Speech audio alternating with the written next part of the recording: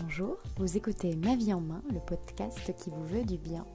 Je m'appelle Roxane et je partage avec vous des conseils pour simplifier votre vie et vous faire revenir à l'essentiel. Du désencombrement de votre habitat en passant par vos habitudes de consommation, je souhaite que vous retrouviez du sens en vous concentrant sur ce qui compte réellement pour vous. Aujourd'hui, je vous propose de rencontrer Salomé. Elle nous partage sa vision de la vie, de la maladie, du quotidien à la fois si simple et si complexe d'une jeune femme dans le début de sa vingtaine. J'espère que vous puiserez autant d'énergie positive que j'ai pu en puiser à ses côtés lors de notre entrevue. Bonne écoute!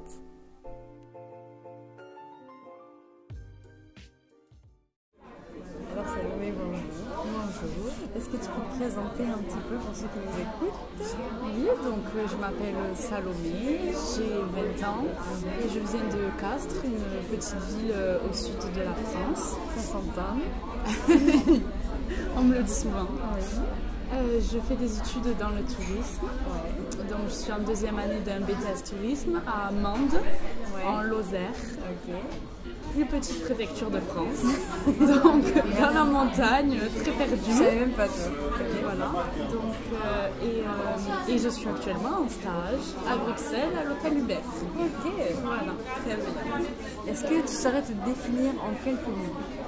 Alors, je suis quelqu'un qui aime beaucoup la vie, j'aime beaucoup profiter, je suis assez sociable, voilà, j'aime bien parler avec les gens, découvrir du monde. J'aime beaucoup le rugby, je suis passionnée de rugby, j'ai déjà pratiqué, j'aime beaucoup aller voir des matchs, etc. Moi aussi j'ai pratiqué une seule saison. Oui. Purée, voilà. Voilà, on apprend des choses pour nous, c'est ça. Et j'adore aussi passer du temps avec ma famille. Ouais. Je suis très famille, j'ai une grande famille. Donc c'est quelque chose voilà, qui me plaît beaucoup. Ok. Est-ce que tu as un projet pro-perso du moment? Alors mon projet pro-perso du moment, je dirais diriger un camping. Ouais. J'ai fait mon premier stage dans un camping en Corse et ça m'a énormément plu. Donc difficile, ça allait. C'était un très très beau camping, 4 étoiles, voilà, très joli. Et ça m'a beaucoup plu, donc je me suis dit pourquoi pas partir là-dedans, sachant que en plus mes parents sont propriétaires d'un camping. Ouais. Donc ça serait pour moi l'idéal de finir directrice d'un camping. Voilà. Fini en plus. C'est ça, c'est le projet final. Enfin, pour l'instant, réceptionniste et puis après. Non, je pense ça, ouais. Okay. Je ne sais pas exactement encore. Ça te vaut très bien. Ouais, exactement. Ok. Est-ce que tu peux me dire un peu à quoi ressemble une journée type chez toi? Alors, je suis interne, donc je me réveille à l'internat. Ouais. Je me réveille aux alentours de 7h30. À 8h en général, je suis en cours. Je me prépare très rapidement parce que je suis quelqu'un qui aime beaucoup dormir. Donc le matin, c'est très compliqué le réveil pour moi. Ouais. Plutôt du soir alors? Ouais, plutôt du aucun. Plutôt, je me couche à 22h et je me lève à 9h et c'est bien. Besoin de sommeil, voilà. Donc ensuite, je vais en cours quand même toute la journée. J'ai beaucoup de cours dans la journée. Et puis le soir en général, comme je suis interne, c'est beaucoup, on est tout le temps avec les autres. Je suis tout le temps avec les autres. En plus dans ma chambre j'ai une coloc. Ouais. Donc c'est beaucoup, on rigole, on va ensemble, on fait un peu de sport, on va courir, voilà. Et puis on va manger très tôt à 19h. Ok. Donc c'est très tôt. Et puis en général le soir on se pose tous devant un film. À l'internat, voilà, dans le hall, où on discute, on fait des jeux de société parfois aussi. C'est pour ça que tu aimes bien aussi la vie en collectivité. Voilà, exactement. Okay. Et ensuite, on se couche vers les coups de 23h. Okay. Voilà, une journée de chip tranquille à l'école, quoi. Et est-ce que tu as un petit rituel dans ces journées type, ou même dans une journée que toi t'aimes bien particulièrement? Un petit rituel... un truc que tu manques pas? Alors, quand je finis les cours, en général, quand je remonte dans ma chambre, je regarde forcément un épisode de ma série du moment. Okay. En ce moment, c'est quoi? En ce moment, c'est Gossip Girl, que je recommence chaque automne et que je finis en général à la fin de l'hiver. Voilà, c'est mon petit rituel. Ouais, j'adore. C'est ma série du moment. Okay. Du coup, voilà, en général, je regarde un petit épisode. Et puis puis en général aussi, je fais mes devoirs quand même. C'est un petit rituel aussi. Oui, c'est vrai, j'avais oublié cette période. Tu n'es Voilà. pas si loin, c'est Ouais, c'est ça. Et ben, ça, c'est quand même un petit rituel aussi, quand même. Et voilà. Pas plus. Et par rapport à ce rituel, enfin, plutôt de ton quotidien en général, est-ce que tu accepterais de me parler quand même de quelque chose qui prend une place importante dans ta vie, à savoir une maladie dont on parle pas beaucoup, qui est l'endométriose? C'est ça, exactement. Est-ce que tu peux me parler un peu, parce que je sais qu'il y a peu de personnes qui savent vraiment ce que c'est, ou même qui l'ont. Oui, alors déjà moi je sais pas réellement ce que c'est, j'avoue que c'est très récent, après j'avais l'endométriose il y a 2 mois seulement, donc j'avoue que pour l'instant j'ai eu qu'un seul rendez-vous chez le gynéco, donc je sais pas réellement ce que c'est. Tout ce que je peux dire c'est que déjà ma maman a eu l'endométriose, donc je savais que le gynéco lui avait déjà appris que c'était héréditaire et que du coup je pouvais être porteuse, voilà. Donc il y a à peu près 2 ans, j'ai commencé à avoir en fait les symptômes de l'endométriose, mais je ne me suis pas forcément occupée. Donc, alors, il y a à peu près 2 ans, j'ai commencé à avoir beaucoup de vomissements. C'est-à-dire qu'à la fin de chaque cycle, donc à la fin de chaque règle, pendant toute une nuit par exemple, je vomis beaucoup. Donc je peux vomir par exemple 1 fois par nuit. Et donc c'est quand même très pénible. Ensuite, les rapports sont très douloureux. Avec un garçon, je ne peux pas trop avoir de rapports sexuels depuis déjà très longtemps. Du moins c'est douloureux, donc c'est compliqué pour moi. Ensuite, les règles sont très douloureuses aussi. C'est quelque chose, donc depuis que je prends la pilule, un peu moins, mais ça reste quand même quelque chose de douloureux, voilà. Mais le plus gros pour moi dans la maladie, c'est ce moment où je passe la nuit à vomir. C'est vraiment très compliqué, c'est une nuit horrible. Voilà, donc ça a commencé ça il y a à peu près 2 ans et puis ça a continué beaucoup, ça passait parfois à 3 fois par mois et donc il y a 2 mois je me suis quand même dit peut-être que quand même il faudrait t'affoler, te dire qu'est-ce que tu as. Et j'ai eu énormément de chance parce qu'en général c'est une maladie qui se détecte pas du tout rapidement. Ma mère en a mis 10 ans avant de détecter sa maladie, donc c'était très très long pour elle. Elle souffrait beaucoup, elle était beaucoup moins connue en fait. Exactement, elle est passée par beaucoup d'examens, on lui a parlé du cancer des ovaires et puis voilà, beaucoup de choses différentes. Moi finalement quand ma maman l'a eu, en 2 mois finalement j'étais diagnostiquée, je suis allée chez le gynéco, il m'a de suite dit paf paf IRM, ça a été très vite et là dans 2 mois je me fais opérer, donc c'est vraiment très rapide, donc j'ai quand même beaucoup de chance. T'as hâte?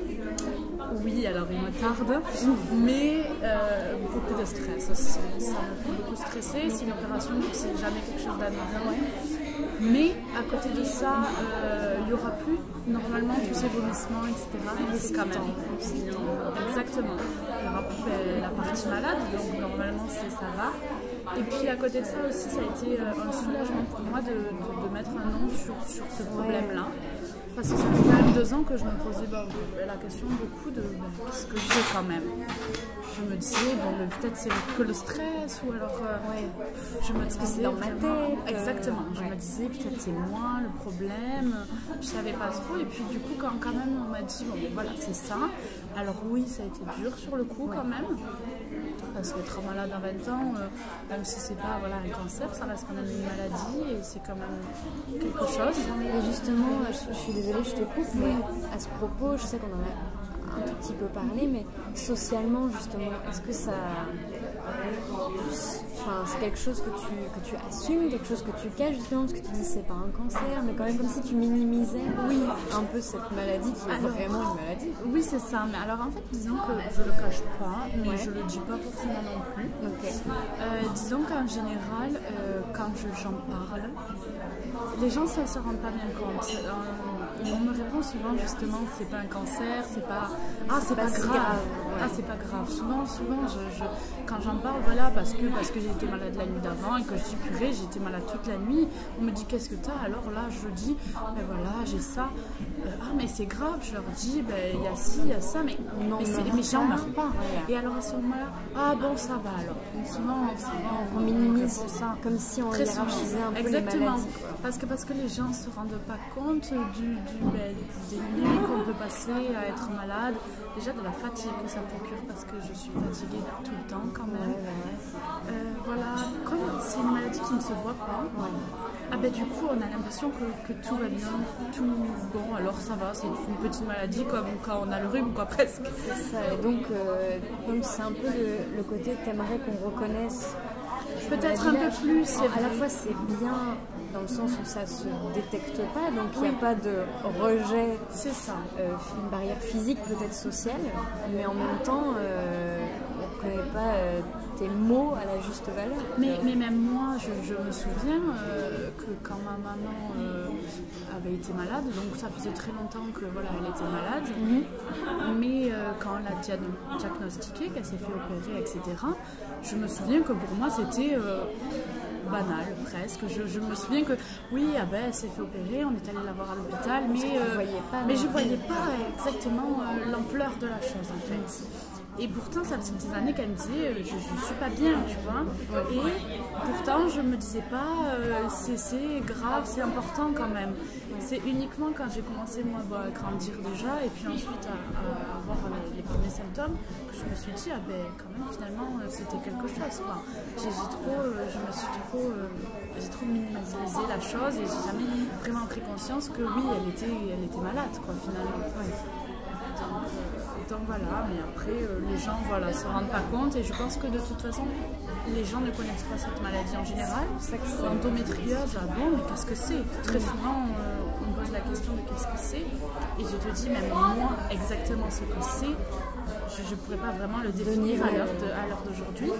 Je sais que quand j'aurais vu plus le gynéco, que j'aurais eu plus mon opération, que j'aurais demandé plus d'explications, je pense que j'aurais plus de quoi expliquer exactement ce que c'est. Mais c'est tellement frais chez moi que je me suis en fait pas vraiment demandé, mais en fait, qu'est-ce que j'ai exactement finalement? Mais aussi un truc que je trouve intéressant, toujours sur le côté social, dont on a aussi brièvement parlé, c'est ce côté, notamment tu parlais de rapport douloureux. Moi je trouve que c'est important de débanaliser ce côté, le sexe dans la société, donc je trouve que c'est important d'en parler aussi, de cet aspect-là. J'ai personnellement, en tout cas ayant moi-même subi un traumatisme au niveau sexuel, le côté pas facile du sexe à aborder en société, qui est banalisé par énormément de monde de notre âge, une vingtaine d'années, ça c'est quelque chose pour lequel justement on s'est retrouvé. Toi tu l'as senti aussi Alors moi c'est très compliqué pour moi, tout ce qui touche au rapport sexuel, le sexe en général, c'est compliqué pour moi parce que c'est ça. Pour moi, alors quand j'en entendais parler avant même de l'avoir fait, j'avais l'impression que c'est la chose la plus simple au monde, quoi. Coucher avec quelqu'un, ça avait l'air d'être simple. Et puis quand j'ai commencé, je me suis rendu compte que c'était tout sauf simple finalement. Et le fait d'avoir déjà mal, c'est compliqué pour moi. Donc, mais à côté de ça, je me dis, allez, vas-y quand même. Mais j'arrive pas à me dire, il faut que tu te dises que c'est normal d'avoir mal. Et à chaque fois, je me dis... je sais pas, c'est compliqué pour moi du coup d'avoir un rapport. Je me dis, c'est moi le problème. Au début, je pensais réellement que c'était moi le problème, étant donné que je ne savais pas que j'avais une maladie. Et donc, je pensais que le fait que j'ai mal, c'était moi parce que j'étais trop stressée ou parce que je ne faisais pas les choses correctement. En fait, je pensais vraiment que j'étais pas bien, ça allait pas. Et donc, toujours, je me suis beaucoup forcée à avoir des relations. J'avais un copain à ce moment-là et je me forçais entre guillemets pour lui de me dire quand même il faudrait que tu le fasses, mais j'avais toujours ce truc d'avoir mal et j'avais l'impression vraiment que c'était moi le problème, surtout mentalement. Je me disais oui, mentalement t'es pas prête, t'es stressée. Et puis finalement, quand j'ai appris aussi que j'avais du coup la maladie, ça m'a soulagée dans l'idée où c'était normal que pour moi c'est compliqué le sexe. Et les garçons, ça le comprennent moyen, je trouve. Quand je leur dis, écoute, je peux pas parce que moi, c'est compliqué pour moi, ça me fait mal, etc. Oh, mais on pourrait quand même essayer. Et surtout, ils ont peut-être l'impression que l'envie n'est pas présente. Oui, c'est donc ça. Il y a quelque chose de l'ordre du global, quoi. Oui, ils pensent quand même que ça reste mental, alors que la douleur est bien plus que mentale quand même, parce que c'est une vraie douleur quand même. Parce que c'est un effort. Alors, quand je suis en relation, j'essaie de faire un peu cet effort de me dire pour la personne avec qui je suis, faire plaisir, mais en fait, étant donné que moi, ça ne me donne pas de plaisir, en général, le garçon non plus finalement. Et donc, je m'empêche quand même assez d'avoir en fait finalement une relation avec un garçon. De manière globale, voilà, c'est ça. De manière globale, je reste quand même célibataire parce que je veux pas en fait avoir de rapport et je veux pas lui dire non, mais je veux pas dire oui non plus. Donc je suis dans le truc, mais si t'es célibataire, t'as pas ce problème finalement. Alors que j'aimerais quand même pouvoir être dans une relation et pouvoir dire non, je peux pas,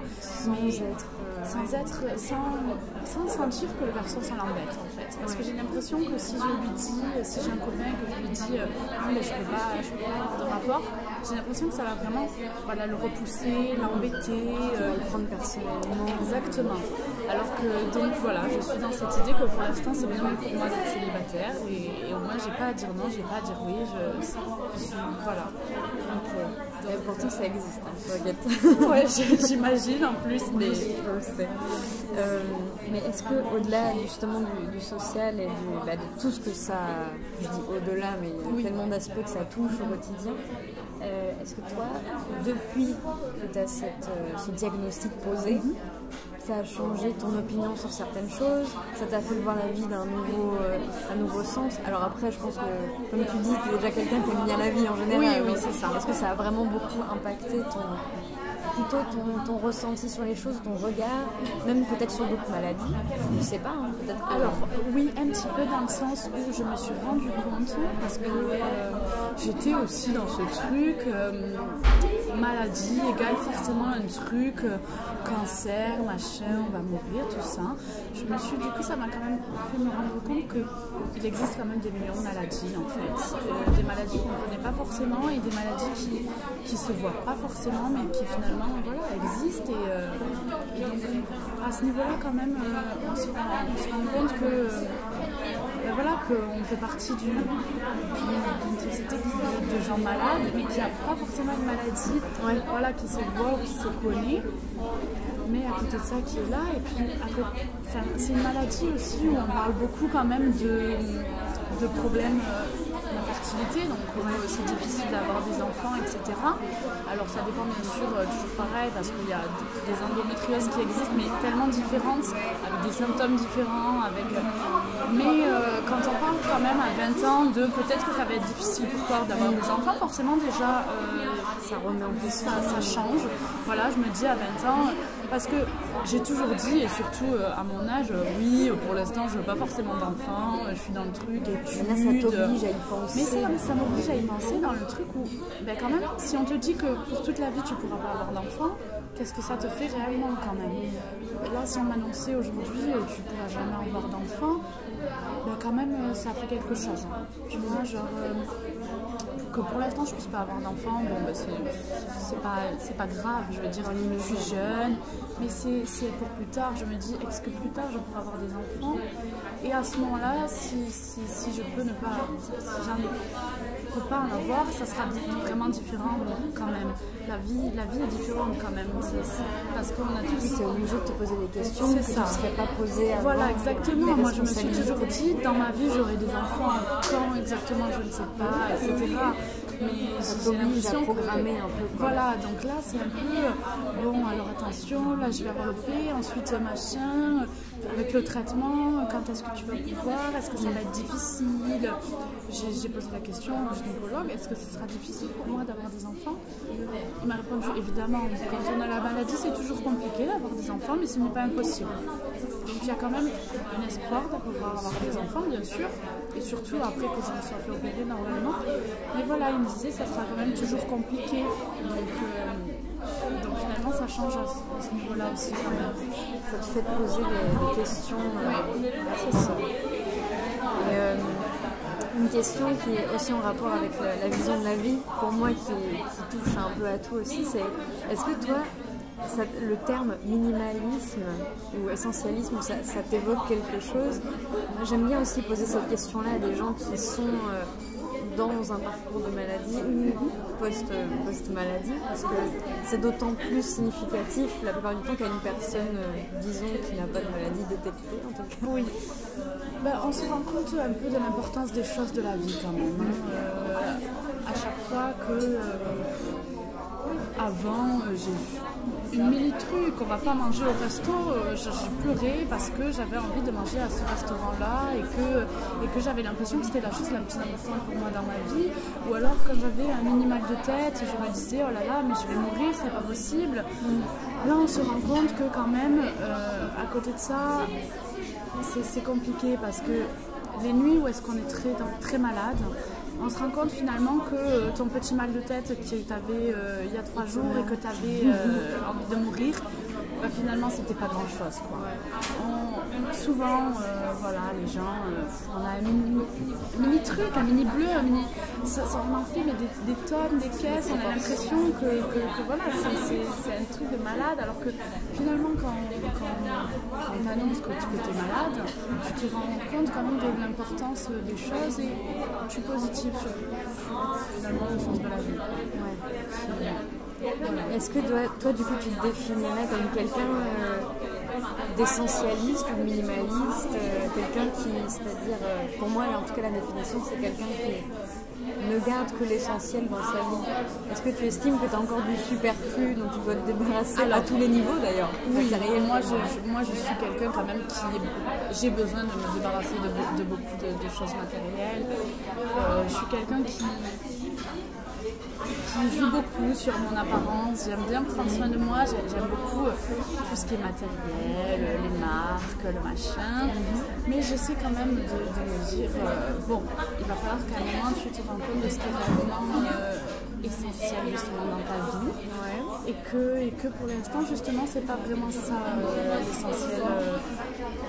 Donc je suis quand même voilà, quelqu'un qui aime beaucoup tout ce qui est superflu quoi. C'est un peu mais après à côté de ça je prends beaucoup la vie quand même d'un côté simple. Je suis issue d'une famille agricole. Je vis dans une ferme à la campagne où j'ai toujours vécu. L'enfance a été au ruisseau, en train de m'amuser dans la boue avec les cousins et cousines.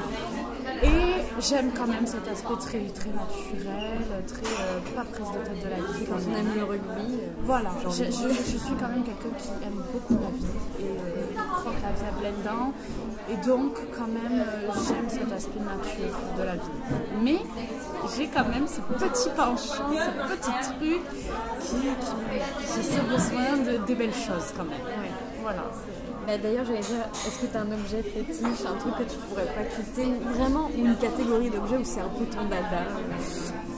Alors, péché mignon, matériel. J'aime énormément les chaussures. J'aime énormément en général les habits. Je ne peux pas aller me balader dans un magasin. Pour moi, c'est pas possible de se balader dans un magasin sans revenir avec quelque chose en fait. Donc, soit je ne vais pas me balader dans un magasin parce que moi c'est plus simple pour moi, mais je suis un peu en fait acheteuse compulsive quand même, quoi. Ce que mes parents détestent d'ailleurs. Mais je suis très matérialiste sur ça. J'aime beaucoup tout ce qui est chaussures, sac à main. J'aime beaucoup la mode en général et je suis un peu trop acheteuse compulsive. Mais ça va, tu le vis bien? Ça va. Pour l'instant, ça va. Pour l'instant, ça va. C'est ça, pour l'instant, ça va. Mais j'essaie de me restreindre. Mais c'est compliqué. J'avoue qu'on ne se rend pas trop compte. Mais c'est vrai que finalement, quand je me balade, que je vois quelque chose qui est beau ou que j'ai envie d'acheter, je ne me pose pas la question. J'y vais, j'achète alors que je suis passée par là, je sais pas. Voilà, c'est un peu le truc. Donc j'espère quand même que ça changera. Ah, j'espère. Non, franchement, oui. Parce qu'à côté de ça non plus, en plus, je veux dire, les sous c'est quand même important. déjà je gagne pas d'argent, je fais mes études. Ça veut dire que tout l'argent que j'ai, c'est de mes parents. Mes parents, ils gagnent pas le million non plus par mois. Donc, tu vois, à chaque fois, j'ai l'impression qu'à chaque fois quand même que je dépense, j'ai ce truc de me dire faudrait que tu arrêtes là parce que c'est quand même des sous que tes parents te donnent, ils te donnent pas pour ça. Mon papa quand même a 3 métiers, il travaille tout le temps, beaucoup, pour justement avoir la vie qu'on a. Mais à côté de ça, voilà, parfois c'est vrai que ça me fait un petit pincement au cœur en me disant arrête, pourquoi tu fais ça, tu vois. D'ailleurs, je sais pas si d'ailleurs ton papa en fait partie, mais j'allais te demander si c'est une personne que tu admires ou qui t'inspire au quotidien. Je me suis un peu doutée en posant la question, mais... C'est fou, c'est le... Ouais, non. C'est vraiment la personne que j'admire le plus dans ma vie. Je sais pas d'où ça vient, mais... Alors que j'aime énormément ma maman, je m'entends très bien avec elle aussi. Ça n'empêche pas. Mais la personne vraiment que j'admire dans ma vie, c'est mon papa. Et mon frère aussi, quand même. Ton frère aussi ? Ouais. Les deux, mais plus mon papa, dans les deux, voilà, il a des enfants, il a un métier, il travaille. Voilà, mon papa, c'est vraiment quelqu'un que j'admire. Ton héros. Oui, c'est ça, exactement, c'est mon héros. C'est vraiment mon héros. J'allais te demander aussi si tu avais un rêve, un objectif, quelque chose qui t'animait au-delà de ce camping, peut-être la même chose, mais oui, alors globalement. Déjà, donc mon rêve, c'est déjà au niveau voyage, c'est de partir en Nouvelle-Zélande. Déjà. Et donc c'est quelque chose qui me tient beaucoup à cœur. En fait, depuis que je suis fan du rugby, je veux absolument aller dans ce pays. Le pays de John Alomou. Voilà, exactement, pays du rugby, et puis les paysages, tout me fait rêver là-bas. Donc j'espère après mes études partir un temps là-bas, au moins 1 an. Voilà, je ne sais pas exactement la durée, mais j'espère vraiment partir là-bas un petit temps. Après exactement ce que j'y ferai, etc. Je ne sais pas du tout, peut-être pour aller travailler, peut-être pour aller juste visiter, j'en ai aucune idée. Mais l'environnement tout le temps. Mais là-bas, ça me tente beaucoup, exactement. Après, pas pour y vivre toute ma vie, je ne pense pas. Enfin, pour l'instant, je ne pense pas ça. Mais pour l'instant, c'est mon rêve premier, d'aller là-bas en tout cas. Ok. Et pour finir, si tu pouvais passer un message aux personnes qui nous écoutent, genre si vraiment la scène est à toi, si tu pouvais passer un message, ce serait quoi ? Pour revenir par exemple un petit peu à la maladie, si je pouvais leur dire, étant donné que c'est une maladie qui se connaît très peu mais que beaucoup de femmes ont, les moindres symptômes, il faut vraiment que les gens aillent consulter, qui ne se laissent pas souffrir. C'est pas normal d'avoir un très mal pendant c'est ses pas règles, normal, c'est ça, mais ça nous paraît normal les filles en fait, mais vraiment il faut qu'on prenne le temps d'aller chez le gynéco, de se poser les bonnes questions, même si on ne se dit pas forcément j'ai quelque chose, il faut que j'y aille. C'est vraiment quelque chose à faire parce qu'une fois qu'on est diagnostiqué, c'est quand même bien, il y a des solutions, on peut se faire opérer, on peut trouver des traitements et voilà, on ne la connaît pas du tout assez cette maladie et je pense que c'est quand même bien de se faire soigner quand même si voilà. Surtout le plus tôt est mieux. Oui, c'est exactement ça. Moi j'ai été diagnostiquée très tôt, donc c'est vraiment bien pour moi parce que pour l'instant j'ai qu'une petite partie de malade, mais ma maman qui a été diagnostiquée très tard, on lui a tout enlevé. Elle n'a plus d'ovaire, elle n'a plus d'utérus, elle n'a plus rien. Donc il faut savoir qu'après ce sont des morceaux d'endomètre en fait, qui sont endommagés, qui remontent petit à petit sur plusieurs parties du corps. Donc ça ne touche finalement pas que le bas de la ventre.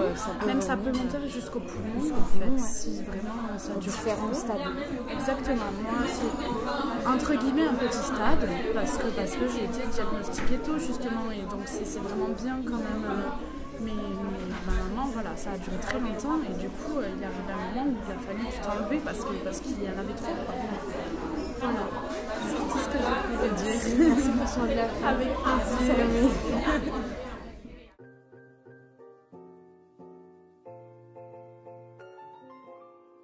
Merci d'avoir écouté Ma vie en main. Vous retrouverez les informations relatives au podcast dans la description. Si cet épisode vous a plu, je vous invite à le partager, à vous abonner via votre plateforme de podcast préférée et à lui attribuer une note maximale. Ma vie en main, c'est un épisode les lundis toutes les 2 semaines. Et en attendant, vous pouvez retrouver davantage de conseils sur ma chaîne YouTube, Roxane Delpy, DELPY, mais également sur mon site, roxanedelpy.com, et sur mes réseaux Facebook et Instagram sous le nom de Ma vie en main. Je vous retrouve très bientôt dans un nouvel épisode, et d'ici là, prenez soin de vous, c'est le plus important.